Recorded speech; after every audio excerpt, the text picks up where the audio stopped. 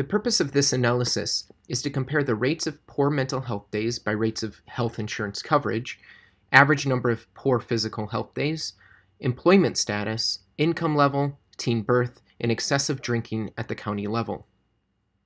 For the data visualization, it is recommended that you enter full screen mode by clicking the icon in the lower right corner.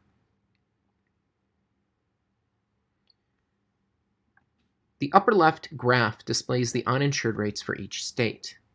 The map in the upper right displays the average number of poor mental health days reported for each county.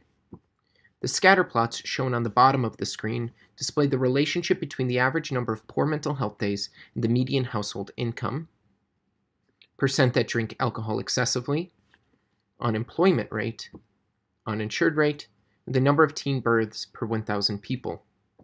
Using this dashboard, we can examine if there's a relationship between mental health days and various health metrics. For example, if we select Mississippi from the upper left graph, this will limit the data to just Mississippi.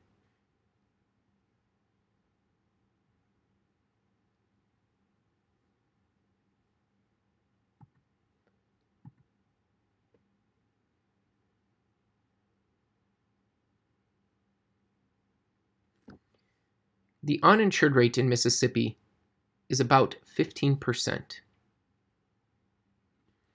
with Holmes County presenting with the highest number of reported poor mental health days amongst residents. There appears to be a negative relationship with the number of mental health days in income and excessive drinking. This means that in counties where there is a higher income and a higher percentage that drink excessively, there's a lower average number of poor mental health days.